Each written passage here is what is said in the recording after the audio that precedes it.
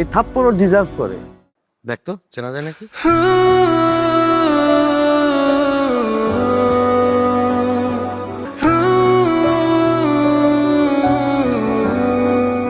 Line দিয়ে চলো, চল ভাই, এখান থেকে সর। সানজু কথা শোন, কথা শোন ভাই। ভাই চুপ, ভাই চুপ কর।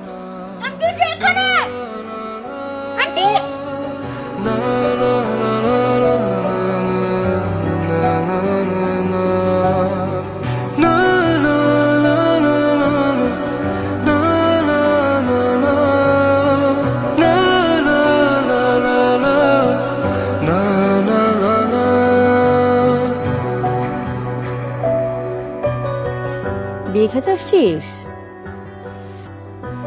কিন্তু আমি তো তোকে দাওয়াত দিইনি। ও আচ্ছা আচ্ছা, রাফিন দাওয়াত দিছে। কিন্তু ও তো তোকে দাওয়াত দেওয়ার কথা না। আচ্ছা, পেমেন্টটা তো পুরোটা পাইছিলি নাকি?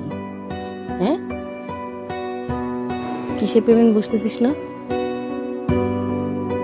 ওটা তো অ্যাডভান্সই পেয়ে যাওয়ার কথা, রাইট? কি বাকি ছিল? আচ্ছা যাই হোক, তোর আর ওর বিষয়, তোরা এটা নিয়ে কথা বলে নিস। বাট আমার তোর সাথে একটা কথা ছিল।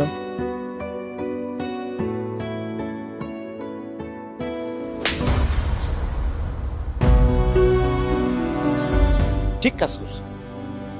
এই থাপ্পড়ও ডিজার্ভ করে। ও একটা না, দুইটা থাপ্পড় ডিজার্ভ করে। একটা হইতেছে ওর ভাস্তির কসম খেয়ে চুপচাপ ছিল, আর আরেকটা হইতেছে আজকে বিয়েতে কোনো সিনকেট হবে এইটা ভাবে ও এখনো চুপচাপ আছে। ভাইয়া আপনি জানেন না ও কি করছে?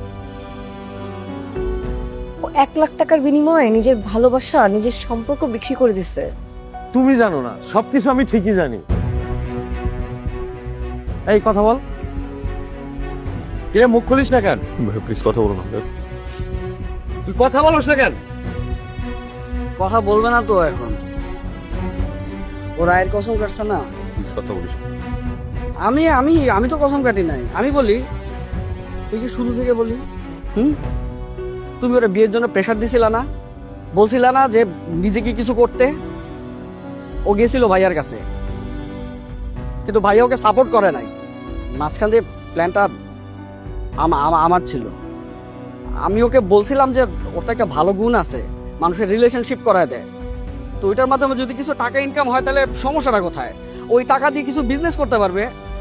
প্ল্যান ভালো মতোই আগাইতেছিল, সবকিছু ঠিকঠাক ছিল, কিন্তু মাঝখান দিয়ে এই লোকটার সাথে পরিচয় হলো।